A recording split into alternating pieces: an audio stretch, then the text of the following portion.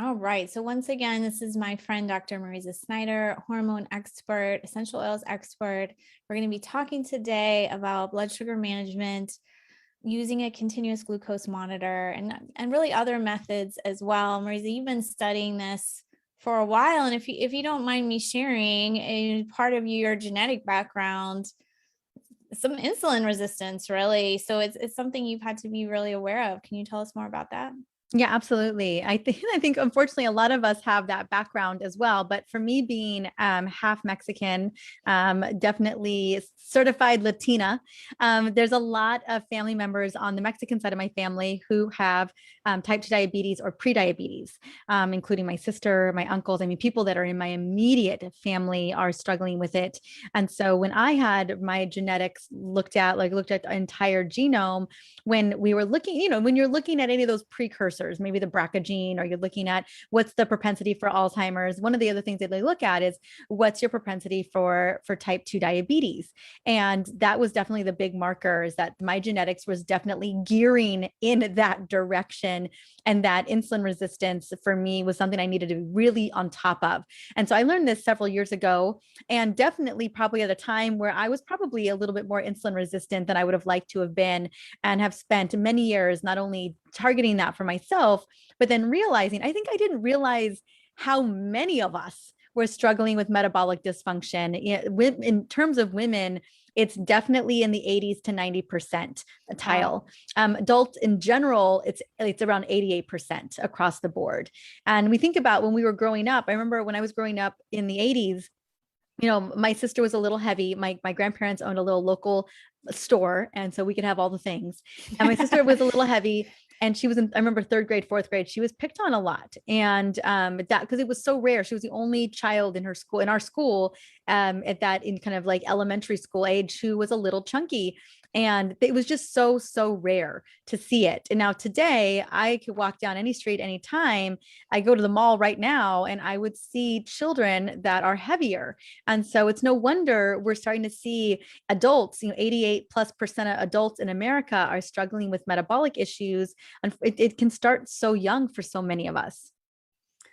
Yeah, I knew if you're pregnant, what with it, you can really pass that down to your child for life, and then they're really struggling with it. And then just the diet with processed foods makes it an issue.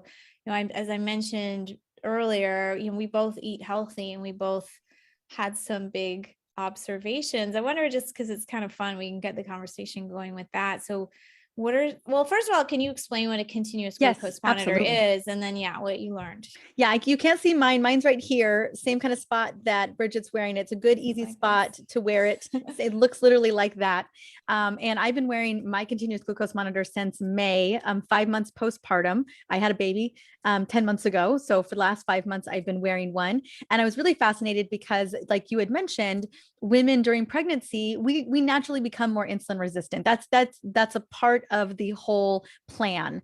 But making sure that we're able to keep it at a reasonable place and not heading into gestational diabetes. As you mentioned, the newest research shows that 40% of children will be obese who are born of women who have gestational diabetes. It Mm, means they didn't even have to eat any processed food. They didn't have to be given any Doritos or sugar, in their childhood, specifically just because their mom had gestational diabetes. That epigenetics drives 40% of those children into obesity. So just that's that alone. So for me, knowing I was naturally, more insulin resistant during my pregnancy, and I wanted to recover postpartum, I thought one of the best ways to really understand my metabolism was to wear a wearable, like a continuous glucose monitor, which basically measures the interstitial fluid in this area, measuring your blood glucose at any given time of the day. Like I can literally, you and I both can swipe our phones across this at any given yeah. time, and we can literally see what is going on, whether my phone is on airplane mode or not, because it's on airplane mode right now. But if I could swipe right Good now, and girl. sure enough, I just ate a little while ago. And so like about an hour ago. So my fasting glucose is at 87, and 87 post meal is not bad. My fasting blood glucose this morning when I woke up was 70 milligrams per deciliter. And then my goal, kind of that optimal range for us, is going to be 70 milligrams per deciliter. Some would argue 65 milligrams per deciliter up to 110. So you want to stay within that optimal range, no matter what you're doing, whether you just ran, whether you are getting on stage, getting a little nervous, whether you just ate. You always want to keep it in that sweet spot of 70 milligrams per deciliter to 110 milligrams per deciliter. And so anytime I'm looking at my CGM and my levels throughout the day, that's what I'm looking for. Like, I just had lunch. Am I still within that sweet optimal range? And let me tell you, it doesn't always work out that way. No. I mean, when I got mine, they said you want to not get above 140. And I was like, I thought it was supposed to be a lot lower. And they said, well, you can go up after you eat. Some meals I don't, some meals I do, and some meals I've gone way over. So I want to show, like, it doesn't upload all the time, which I like. It's not like constant upload. So you have to put it here, and then your phone vibrates, except I might have mine. Yeah. And then it uploads the data. So it's taking it, I don't know if it's taking it constantly or every few minutes. Do you know, Mariza? I think it depends on, what CGM you're using. Okay. Mine's very, very, probably the cheapest, most easy access one. I'm wearing the Libre Freestyle by Abbott. I've worn the Dexcom 6, which is for type 1 diabetics, definitely the most sensitive. That's one you wear at your stomach area. Wasn't as much of a fan because I'm not a type 1 or type 2 diabetic. It wasn't as much of a need for me to really know in real time what is going on, because I wasn't going to be administering insulin. And so, so I think in terms of people getting their hands on them, there's clearly companies that are, getting you prescriptions. It's still prescription based. So a doctor would need to, and right now the medical system, medicine, your doctor, your primary, even your endocrinologist isn't going to give it to you, even if you have type or prediabetes. Wow, I didn't know that. And so these companies like Levels, and I forget the other company, which one you're working with, NutriSense? Mine is called NutriSense. Yeah. NutriSense, Levels, they can get you a prescription. It's always prescribed. And then you just put them on, you connect it to the app. And then, right in the interface for me is Libre, which you guys saw, that 87 was the Libre interface. But then that information gets sent to Levels. And actually I get a metabolic score every day. Yesterday, I got a metabolic score of 90. Right now I am at 98 at a metabolic score. I really love to stay in the 90s. The thing that I've been eating this last week a couple times that has thrown me into the 80s is sweet potatoes. Girl, I swear to goodness, I think that I could get away with eating like huge chocolate or a huge brownie or something like that and have a better blood glucose outcome than me eating sweet potatoes. So that's what's really fascinating, is really knowing like what foods are going to light you up. And I love this time of the year. I love sweet potatoes, butternut squash soup, and the butternut squash soup doesn't do it to me. Thank goodness. I stay stable. So happy. But sweet potatoes, if I have more than an eighth of a cup, girl, wow, I jumped to 125 milligrams. I just go, it's a spike. And I can show you, I had an example of that because I even play with it. I'm like, okay, well, what happens if I do this in the morning? Because we can really burn through calories, carbs easier, more efficiently in the morning, because it's during that time in the morning that our bodies, our natural circadian rhythm is that you're burning, you're doing stuff, right? I'm handling business, right? But in the evening, girl, 5:00 p.m. or later, I am more naturally insulin resistant. And that makes sense evolutionarily because, back in the day when the sun set, you couldn't there was not very much stuff you could do at that point, no. And so your body goes into kind of wind down mode, getting ready for sleep mode. So I would say the best time to really eat those high caloric meals is really when the sun is out. The later we get in the daytime, your body's less forgiving. And at that point, there's nowhere to burn it. So you just end up storing it. So you'll notice that I'll do great. I'll have my 98% score heading into dinner. And if I have dinner too late, that'll definitely affect my metabolic score, because my body's like, what are we going to do with this? This is going to your booty. That's where this is going today. And so Well, you might not sleep well, yes. is another factor if you really throw it off. Which, Absolutely. yeah. You may not sleep well. There's all kinds of things, especially if you try to eat in that window of 3 hours before going to bed. I have to say that I think we all know that late night snacking is not good for us. But the research is out for sure. It disrupts our sleep.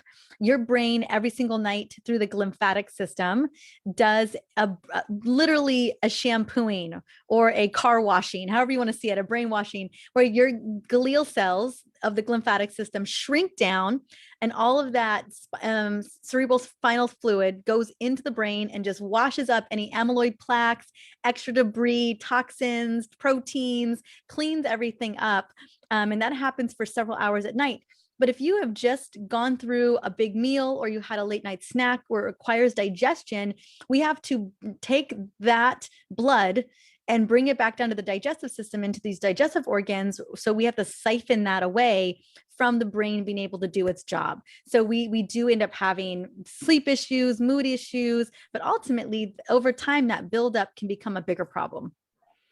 Yeah. And I want to piggyback on what you said about morning versus evening. Some things we learn aren't really correct. That's why, again, everyone needs this thing. Like, we've both been in the health industry, what, like gazillion years, even though we're very youthful, like 20 years, like we know stuff, but I think sometimes we learn like the wrong stuff. So I kind of had heard, don't have carbs in the morning because your cortisol is high, thus that makes your blood sugar high.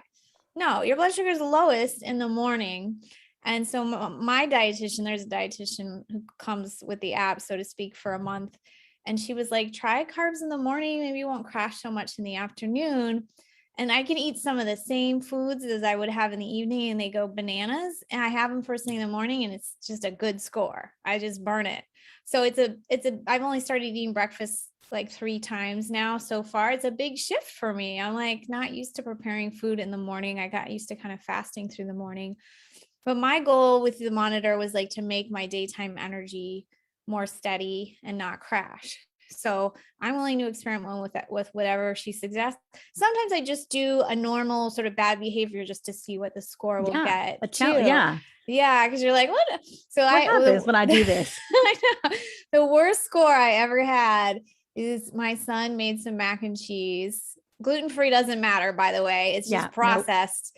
Nope. Any processed thing is point number 1. It's going to mess you up. And that's all. He had it, and I had a little, like a cup, which for me is like low, but I didn't have anything else. It was just like he was having it. So I had it, and I spiked to 199. It was like the highest I had ever spiked. And I was like, are you kidding me? So never a processed carb on its own, ever. Yeah, we can talk about that lesson too. Yeah. Let's be honest, no processed foods ever. I'm reading a book called Metabolically, which is metabolic and diabolic, right? And basically the premise is that processed foods and processed sugars are literally poisoning us. And we know, you and I both know that, but like, we think that you can, it's like slapping lipstick on a pig. You can, you think you can eat your Siete chips because it's autoimmune friendly, or you can, you know what I'm saying? And it's not, it's just a more, or you think, well, it's not very food. Often, I don't eat mac and cheese every day. I don't like seeing that 200 score though. That's a lot of stress on my body. I have stayed away from the mac and cheese situation, but kind of where I saw my only time a 190 score, I was telling you about this, is we were on our way to my mom's, and we wanted to pick up, I wanted an ice almond milk latte from Starbucks, but I wanted it blended because I was like, gosh, I wish I could have a Frappuccino, but without any of the sugar. And like, maybe they can blend an espresso and water and almond milk. And we ordered it. It wasn't ordered correctly. Like, basically you cannot just order that off an app. They won't let you not put sugar in it. And so my husband goes in and he's like, I just need to make sure that there's no sugar in this. My wife is a bloodhound for sugar. She'll know in a hot second. And the girl's like, absolutely not. So brings it in the car. I got my mom one too, and it was just a tall. So this like the size that The no one smallest. orders is except for their children, right? I got that size. And I think it must have had one pump of whatever it was. And so I was like, oh no, there's sugar in this. Like immediately, not a lot, but it wasn't like super extreme, like the normal 4 pumps that Starbucks puts in every single drink, or the extra pump that everyone's always adding, right? We're talking about 60 grams of sugar at that point. This probably had, I don't know, probably more like 12 grams of sugar. Still a lot, but it's in liquid form. Girl, it's like a Slurpee, you know what I'm saying? And so I drink it, my mama drinks it, and I was like, you know what? I just want to know. I just want to see what's going to happen. And I shot up. Usually when you see a score like that, 190, for some foods, like maybe sweet potatoes, again, there's fiber there. It's going to take maybe an hour or an hour and a half, like usually up to 2 hours to kind of equalize, get to that higher peak. I shot up in 20 minutes. Like it was like is a roller coaster ride. It just went straight up. It was insane. I had never seen anything like that ever in all the months that I had been wearing one. And it just really speaks into, my husband was like, it's honestly, it should be criminal what Starbucks does, or what a lot of these places do. Because I don't think people know how No. much of an impact, like, and let me tell you, it took me 2 days to recover from that drink. You don't just Wow. recover, you don't bounce back the next day. Your No. fasting blood glucose the next day isn't going to be in the 70s anymore. No, it's going to be like 85, which is definitely heading into the danger zone. And so I just want people to know that Sunday, that brownie Sunday you had on Sunday night, or Friday evening, and you wonder why your weekend worrying, like warrior weekend activities, you don't bounce back until the next Friday. It's because you throw insulin levels off so much, you throw blood sugar off so much, that it takes many, many days for your body to be like, what just happened to me? Why did you do that to me again? And Yeah. yeah. Yeah. You'll see it all night long. And yeah, you said into the next day, I'll Mhm. see it. So it's a good reason, to encourage consistency. I know we may be stressing people out a bit, Sorry. so we'll, but we're both fired up. I mean, yeah, it's the liquids with sweetener, definitely. I've had like fig Newtons, again, gluten-free, doesn't matter. That's not a snack I can have again. A little chocolate at the wrong time. Oh, so you really got to and the good news is, if you want to have a treat or a carb, mix it all together Yes. with, Yes. yeah, it's a lot of fat, a lot of fiber. It helps a lot. I ate it In-N-Out once, and I was like, we'll see how this goes. I'm glad, Bridget, you're just sharing all the bad I, deeds I on know this show it was a lettuce bun, today. but I'm yeah, like, I I haven't had done that. I mean, I think I learned that French fries, you better not go too crazy. Yeah. It's like you said, it's a tiny bit. Oh, you mean Um, you mean fried potatoes Fried white potatoes. Correct.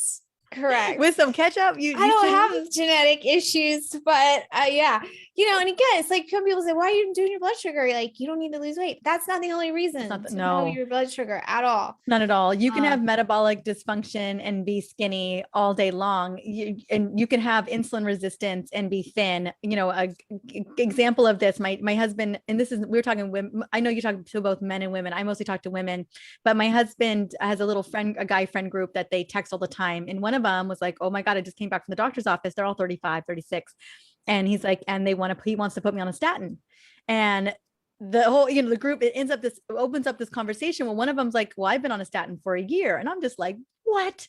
And it goes into all of this, rigmarole of like, oh my gosh. And so they look up a stat, and the higher end of millennials, 50% of the higher end of millennials, so 35 to 40-year-olds, have at least one chronic condition today. And they were just like that's all surprising. floored.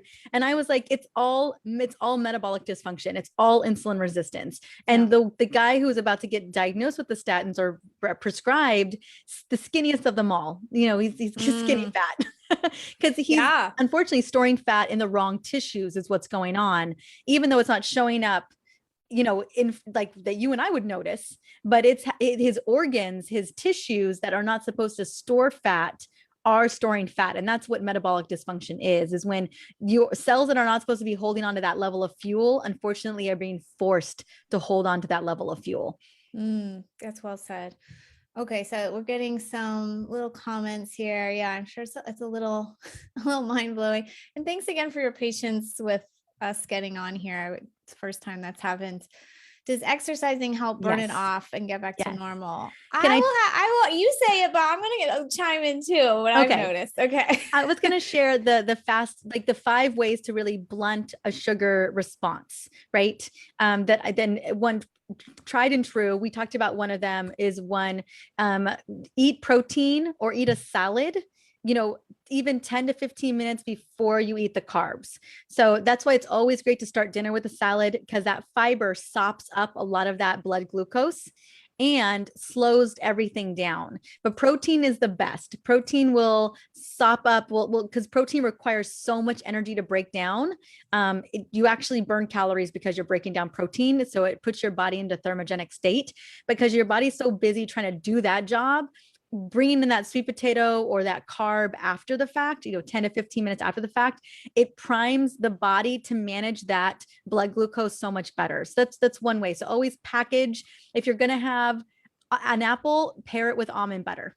If you're going to have blueberries and berries, although those are low glycemic, pair them with almonds and cashews. It's going to blunt that blood sugar response. The next thing that's super important, as we talked about, is eating those carbs in the morning and keeping your dinner to proteins, healthy fats, and veggies. And that's what's feeding your gut. That's what's protecting your liver. These are the things that are going to help you anyway. But I'll tell you what, like last night I had cauliflower rice, roasted broccoli, which my little baby he loves himself some broccoli. We're in the roasted broccoli, the whole family, and salmon. And I think I jumped like 84 milligrams per deciliter. That was it. And then just went right back down to like 74. And that was the perfect meal. I think I had it at 6:30, a little bit later than normal. But that is what works for me and works for so many people. Is like, I don't focus on the carbs in the evening. I do them earlier in the day. And then another thing to consider for this is going to be probably the biggest needle mover that can literally reverse your propensity for getting diabetes by 50% is going to be walking after every single meal. I'm not talking about weightlifting. I'm not talking about using heavy weights. I'm just saying walking. And we're talking about no hills. You're not sprinting on this walk. You're literally walking the dog or walking your child or chilling with your partner for 10 to 20 minutes. That is how big of a shift that'll make. And if you are like, I can't figure out how to walk at every single meal, at least walk after dinner. At least walk after dinner. And then the last of the 5 is do the circadian fast. So what we're doing is we try to eat as early as possible, 7:00 being the latest. Like 7:00 is my stop time for eating. I know so many of us are told to intermittent fast into the morning, but what if we ate earlier in the evening and fasted from there until the morning? So I try to fast from 7 p.m. to usually 9 a.m. the next day. And that'll create a lot more metabolic flexibility, and it'll create more thermogenesis and get you back into more insulin sensitivity. Okay, I only got 4. So I have walking, circadian fasting, carbs in the morning, and not so much at dinner, prayer, proteins, and fiber. Did I miss something? And also eat protein and salads before dinner or before Okay. yeah. I think the pairing. And then the bonus is if you can take berberine. Berberine has been shown across multiple clinical studies that it works more effectively than metformin. So taking berberine or apple cider vinegar or the combination of both about 30 minutes before every single meal, that'll completely blunt a sugar spike. That's a little tip for when I go to in it. Yeah, berberine alone can help to, if you're pre-diabetic, it can reverse that prediabetes. You still need the lifestyle, but berberine, it's so powerful, so effective. Magnesium too is great as well. Not as great as berberine. I was one summer, I was really into berberine and something else, and I felt really good. She asked, how much berberine, Barbara asked? About 400 to 500 milligrams. Okay. and magnesium 300 milligrams. Okay. I don't personally take magnesium during the day. I personally love magnesium at night before bed. It just calms my nerves. You know, I'm a mama of a 10-month-old, you know, so I love the magnesium in the evening. People always ask me, can I take it anytime? You can absolutely take it anytime, whatever works best for you. But yeah, and then the other supplement that's really powerful is chromium as well. So berberine and chromium has both been, chromium increases insulin sensitivity, berberine blunts the sugar response and blunts your body's ability to like intake way too much of that glucose. So those are the two. And I'm forgetting the dosage on chromium. I want to say it's like 25 micrograms. I'm not remembering. Here, let me grab. Let's see.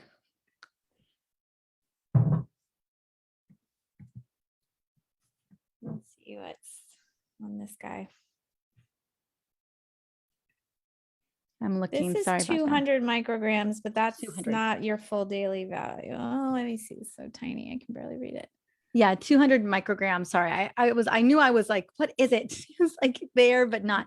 And yeah, I mean, most supplements, if you buy chromium, it's going to come in that dosage that you need. But yeah, I wanted to give you the right information there. Yeah, I remember that was like popular in like the 80s for dieting, chromium picolinate. Do you remember those ads? Oh yeah. Like have it in my brain. I mean, we knew we were really, so where we were really scared about diabetes was in the 80s.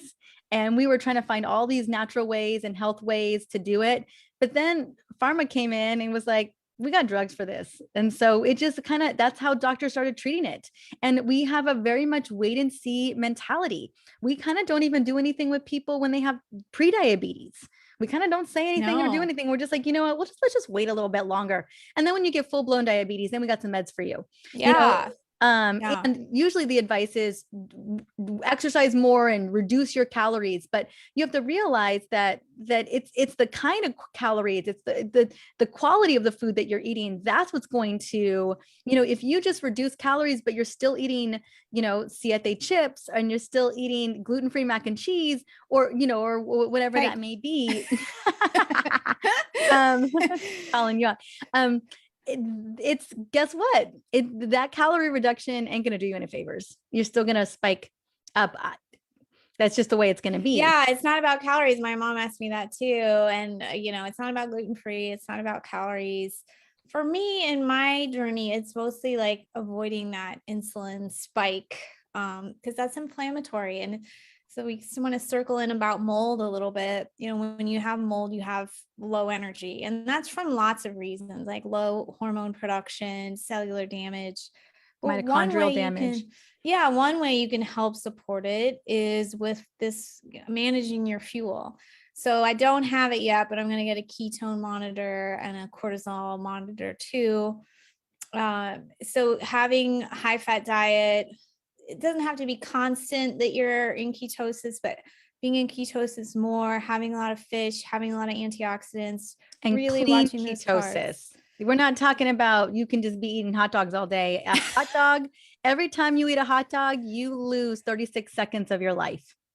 My son just told me about something. Yeah. I thought he said 36 minutes. And then he's like, but if you 36 minutes. You're right. It is 36 minutes. Yeah. And he's like, but if you eat a peanut butter and jelly sandwich, you gain 45 minutes. So I'm like, how do you gain 45 minutes? I don't know about the gaining, but I do know. So like processed meats, it's not, I mean, it will be keto, but these are processed foods. You've got those PUFAs, you've got those unhealthy fats doing you no favors. Yeah. I mean, that's why I'm not fully going keto yet, because it's a lot more planning. Although I would say the first week I was sort of learning about it, I just pulled it. Not that I've never heard about it before, but I just was really inspired. So I was kind of going for it with whatever I had around the house. And I felt really quite good. But being on it in a sustained way is some effort. It's some effort. It's in any of this, any whole foods, ketogenic, you know, paleo, whatever it looks like, anytime we're moving in the direction of, and I know you eat a lot of all the whole foods, but any of that, like it requires prep. Like we just Yeah. roasted a crazy amount of broccoli and cauliflower. We just cooked 2 pounds of salmon. Like how can this spread across if we're going to do keto? We just made a big vat of cauliflower rice with cilantro. Like we just want to be able to grab and go, Yeah. as a mama with a boy who probably has different nutritional needs, and us with our little boy too. Like we have to be prepared to make that kind of shift. Yeah. Yeah. I actually gone to the Asian grocery. I made like this papaya salad and bought this big avocado. I mean, avocado, nuts, salmon, pretty nice little quick solution. So Donna was asking about when to have the berberine 30 minutes before. It's probably good, Donna. Yeah. 30 minutes before. And that's the great time to take your digestive enzyme too. Like you can have your little supplement pack of like, I take my digestive enzyme, I take my berberine. You can even buy apple cider capsules too, if you're interested in that. Paleo Valley, favorite company of mine, sells those. And so, yeah, you just have those in your purse. I carry mine in my purse. I'm breastfeeding right now. So berberine is not safe for breastfeeding. So I'm not taking berberine at this moment, but I am taking digestive enzymes and apple cider vinegar capsules. And like I said, most of what I'm eating is not fully keto, but there's no processed food in my diet. Like where I'm seeing the spike is that sexy sweet potato. Doesn't take much. It doesn't take much. And so it's just, Yeah. it's good. It's knowing, it's knowing how I just don't have a lot of what I learned from this whole experience, Bridget, is girl, I don't got a lot of flexibility. And so I got But to you're doing great. Like your scores are great. They're better than mine right now. But I said again, I'm just still kind of experimenting. So I'm letting myself see what happens. And some of the people are asking what the different ones do. I mean, if you're taking chromium magnesium, you can take it really whenever too. You just get it into your system so that your body has it to optimize blood sugar and insulin sensitivity. So chromium and magnesium does a gajillion things in the body. And unfortunately, we burn through it a lot just living life. So I would say the majority of us could use a little extra magnesium in their life. But what chromium and magnesium do is allow for the signaling for insulin to just be louder. Insulin's megaphone is just bigger when you've got chromium and magnesium. It just makes that insulin signal stronger, and it makes insulin more sensitive. That's what's going on there. And so those I think are just worthwhile all the time. They're both great to take daily, because if the major root cause of all chronic disease is metabolic dysfunction, especially when you pair it with mold issues, especially when you pair it with a virus issue, or chronic stress or trauma, whatever those other external factors can be, if your metabolism and your metabolic function is not great, then you're talking cancer, you're talking cardiovascular disease, you're talking autoimmune disease, and you're talking Alzheimer's. These are this is the direction we're all going. Every chronic disease, for the most part, unless it's like a bacterial infection or some type of infection, is driven by metabolic dysfunction, even reproductive issues, in estrogen dominance, PCOS, endometriosis. These are inflammatory issues, oftentimes driven by metabolic underlying root cause. Yeah, it's just amazing, how we don't tie these things together, and how we, excuse well, I mostly eat well. I mean, you and I at least do mostly eat well, but then a lot of my neighbors and friends are like, well, it's like I ate salmon last week. It's like, yeah, but like if you really stop and look at, like, especially this time of year coming up, right? Like all the sweets, all the alcohol, all the like casseroles. Yeah, it's a lot. And if you don't, the nice thing about monitoring is it's like real proof of how it went for you and what it did to your body. And I think that can be intimidating. When I first saw you with yours and you were eating your salads, I was like, I'm not signing up for this. But then I was in a course learning about brain and energy, and it's still something I'm trying to get right for myself. And I was like, well, that motivates me. So I'm going to try it, and I'm going to do the thing. And again, like even, I think I do a lot right. There's some things I just assumed, false assumptions. And I think so many people are making Oh yeah. false assumptions about what they eat and what doesn't. And in our age group, my clients, mostly women, 50-ish is really a common age. And I see a lot of, early pre-diabetes, the hemoglobin A1C is a little too high, the fasting, well, because we run just, a major lab panel. And I was surprised at first to see how common it was in my clients who are eating well. And now I know, especially as we age, you have to be really careful with this blood sugar management, because you can be eating organic. And frankly, I mean, that stuff does matter, but it doesn't really matter to blood sugar as much as, how you group your meals or when you eat. So you can be eating high quality ingredients, but if you're eating them the wrong time, the wrong combination, you're still getting inflamed from that spike. So the I think spike is dangerous. what I was really fascinated when we first started having this conversation, you had been looking at all these labs for so long and you're like, well, that's not kind of the normals that I'm seeing. And I was like, that really is a testament to how much metabolic dysfunction we're seeing, that all of a sudden these higher numbers just feel normal. Like we were seeing these hemoglobin, you're like, I'm not seeing a hemoglobin A1C from all of my clients. I'm not seeing fasting blood glucose like that. And that's really the concern. The one thing I wanted to say is, the fight against obesity and the fight against, the struggle around stubborn weight gain. A lot of us are under this false notion that first you gain the weight, first you are overweight, then you get the diabetes. But it's not true.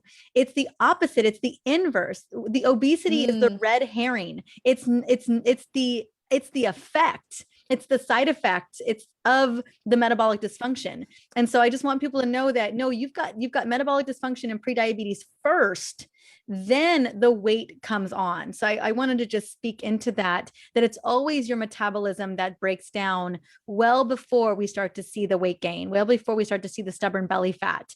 The belly fat is because of the metabolic issue, not the other way around.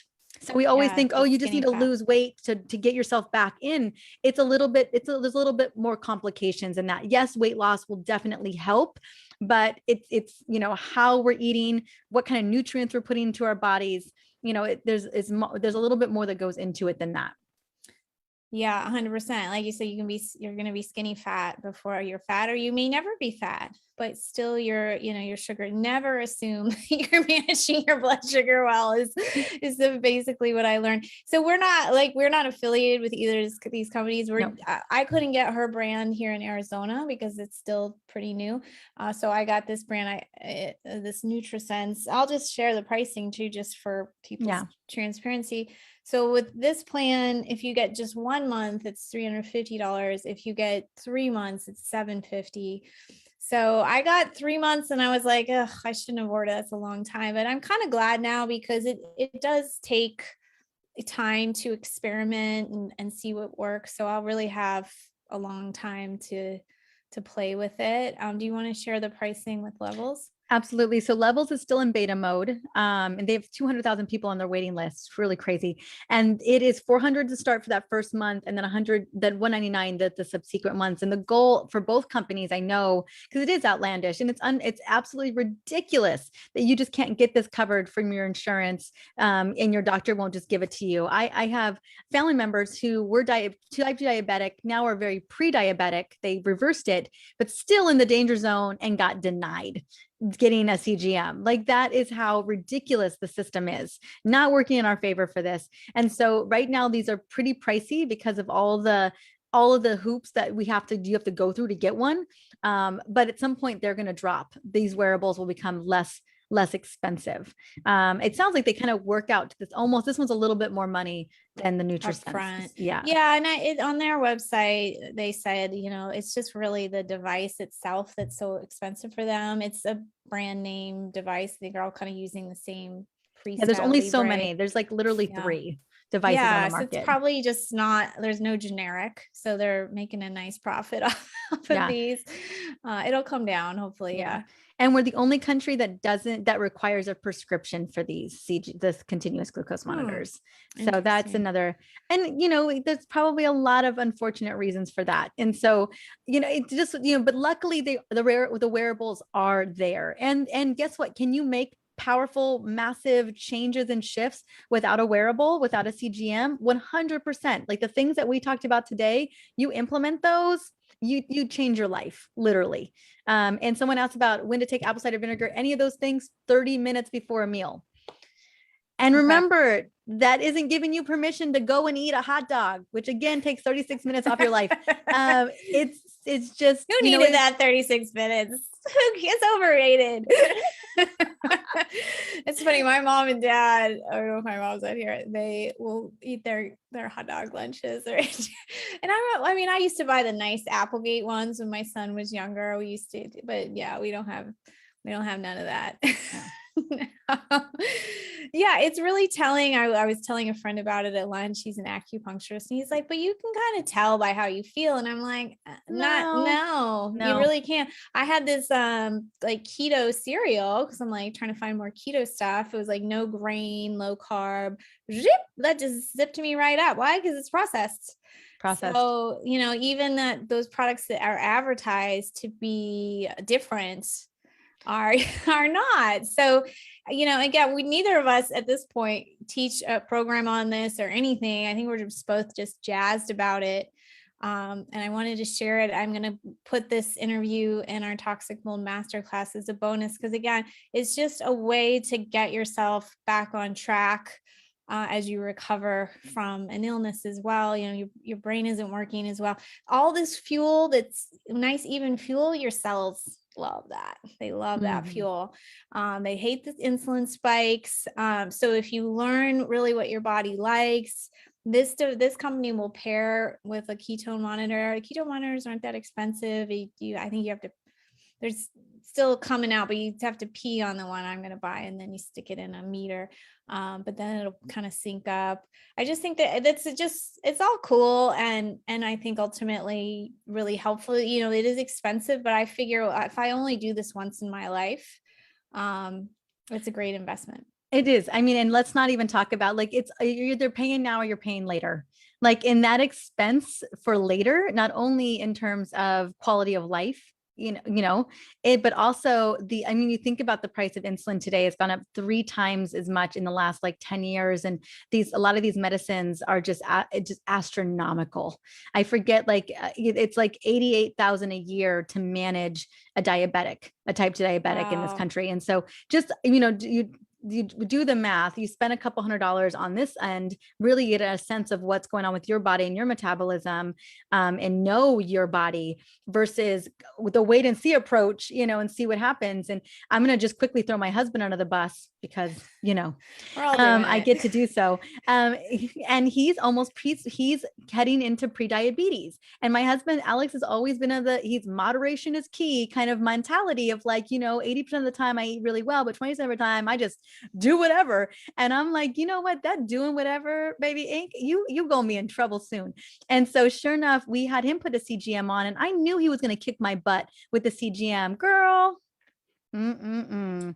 It was, yeah. He got to a point where he didn't want to look at it anymore. Yeah. He was scoring in the 50 percentile and 60 percentile range pretty much daily. And I was like, we have got to reverse this damage. You're only 36 years old. And so I'm 42, so we're 6 years difference. And, and I was kicking his butt left and right. And it wasn't a competition, but it was such a great lesson. Like Alex, my husband, thought he could get away with this stuff for a long, long time. And finally he saw on, real time results is not true. And so we're about to step into a keto program specifically for him, because this boy he's in sugar burning mode. He's not in fat burning mode at all. And so it's time we're going to do some drastic changes for him, because we've got to do some reversal real quick. So Mariza, if somebody's gotten some lab work recently from their doctor, hopefully they had a glucose, maybe a fasting, but they probably had hemoglobin A1C. Like, what numbers do you know, like, are like, getting in the danger zone, and you should look into everything we talked about? So your doctor is going to say anything above a 5.7, 5.6, but I don't want you above a 5.4, and ideally love you under a 5 on the Yeah, hemoglobin I do too. A1C. Yeah. That would be the ideal place to be. The hemoglobin A1C is an inflammatory marker. That's what's telling you that insulin has been in resistance mode, and that now it's creating some inflammation in the body. And that inflammation showing up in your cardiovascular system, in your brain, and lots of other parts of the body as well. And so that if you're seeing hemoglobin A1Cs creeping towards 5.5, it's time to make some changes. Yeah. So we'll say 5.5. No. And they can come down. I mean, when I Oh was yeah.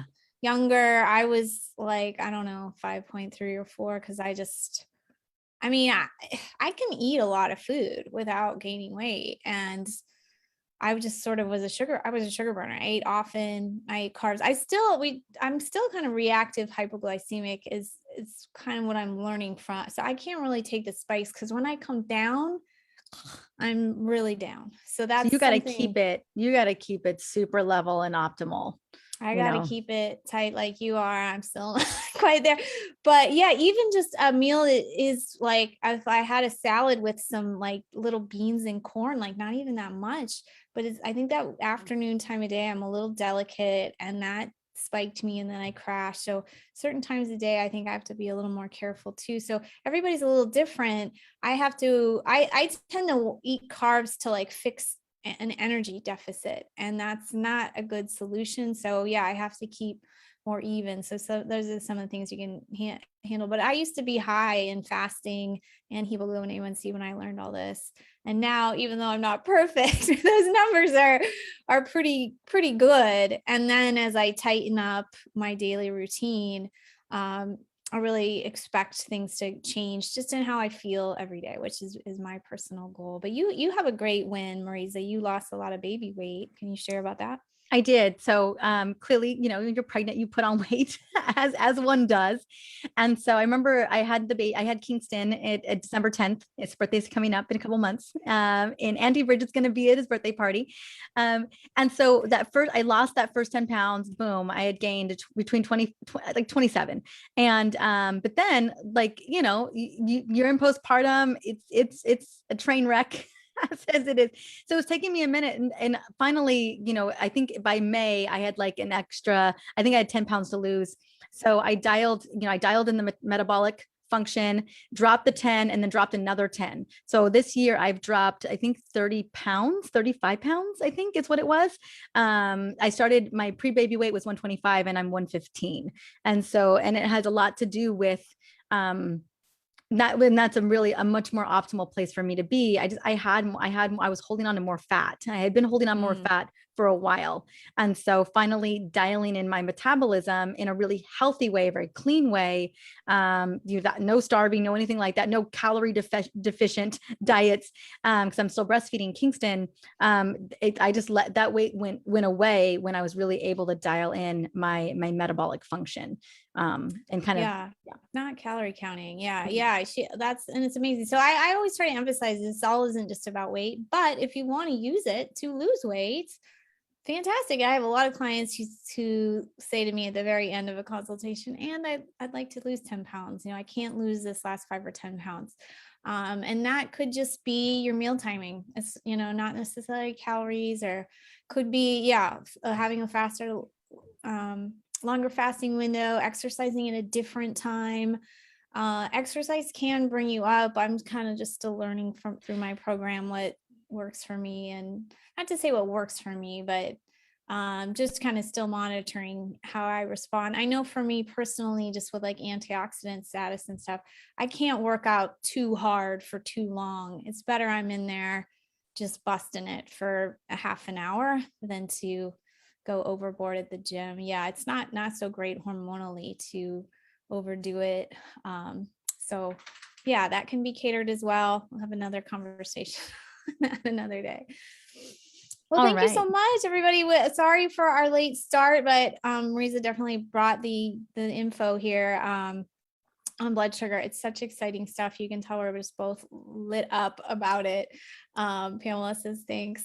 And I did put her link in here. Let me just share screen because I had pulled up your website. Just to share, you've got a great podcast. It's Essentially You. Is that correct? That's correct. And yeah, it's focused on hormone literacy. And I have dove into so many of these topics, like what insulin resistance does to our reproductive system, all name it, going into the nitty gritty of so much of it.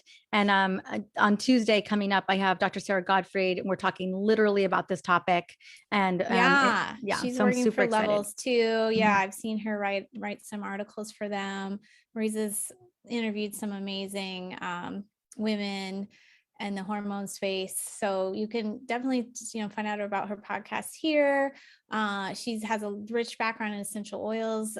We could have talked about those for cravings and stuff, but you can check out her site for that. And this is her most recent book, but she's got a bunch of them. This is a great one, and similar, just in this age group where a lot of things are changing in your body. This book isn't just about essential oils. No. It's about diet and lots of recipes and stuff too. Mm-hmm. Yeah. Mm-hmm. Well, thank you, everyone. Do we have one last question or just? Oh, thanks, Tammy. But it hasn't read it. Yeah. You can also get the audio if you're I mean, if you want to get to the results, like part 3 of that book is a full 21 day hormone makeover, metabolic makeover. It's not keto specifically, but it's low glycemic. You can make it keto. But it's, again, my big message here is protect the liver, feed the gut, and helps to support those hormones, and get insulin back in check. And that's what that 21-day program does. So if there's anywhere to place your emphasis, Tammy, if you're looking for results, that's going to be the part of the book that I would just jump on into. Yeah, and we'll be back next week. Let me tell you who the guest is next week. And I'm so glad we're getting back on the swing of things with these. Next week we're talking to Debbie Silver. Mariza knows her. Yeah, Debbie's amazing. Yeah, she was on before, and she talks about betrayal and trauma. So it's a little different subject than we normally have, but I found the response was really positive. I think sometimes we aren't talking about these emotional triggers for ill health, but they're so huge, and Debbie really breaks that down well. So that will be next week. Thanks, everybody. Bye. Thank you.